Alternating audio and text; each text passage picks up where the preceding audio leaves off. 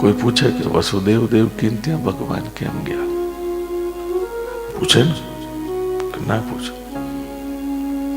તો એનો ઉત્તર અહીંયા આગળ મહાપ્રભુજી આપે છે કે વસુદેવ એ શુદ્ધ અંતઃકરણ છે અને દેવકી એ સાત્વિક બુદ્ધિ છે.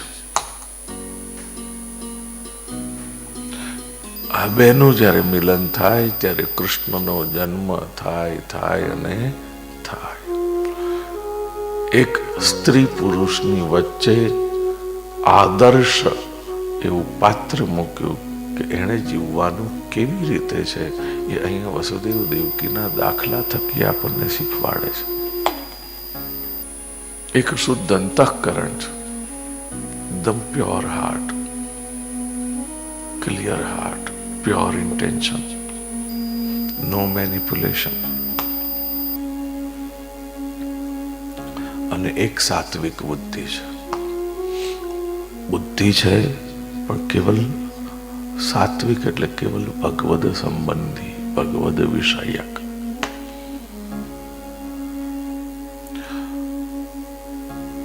તો પૂછે કે નંદ અને યશોદામાં એવું શું હતું કે એને ત્યાં ભગવાન પુત્ર બનીને પધાર્યા? થાય ને, જેમ વસુદેવ દેવકી માટે પ્રશ્ન થાય તો એવી રીતે નંદ યશોદા માટે પણ થાય. તો એનો ખુલાસો કરતા કહે છે નન એટલે સુખ, દ એટલે આપવું.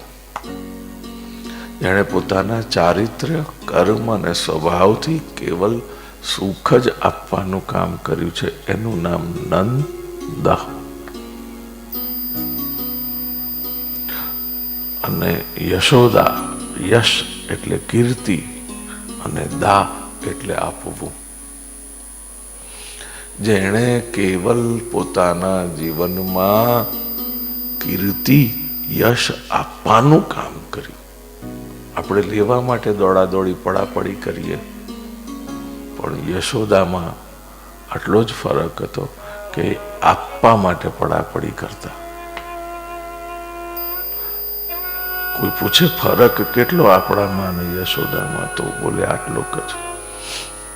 આપણે યશ લેવા પડાપડી કરીએ, જ્યારે યશોદા યશ આપવા પડાપડી કરે. યશ પોતે ન લે. કૃષ્ણના ચરિત્રમાં પણ આગળ જોઈશું તો ખ્યાલ આવશે કે કૃષ્ણ પણ યશ લેતા નથી, યશ આપી દે છે.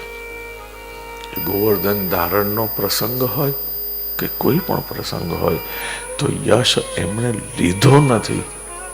જેટલા પણ યશ આપવા આવ્યા, ભગવાને યશ બધાને પાછો આપી દીધો. યશ પોતે નથી રાખતા.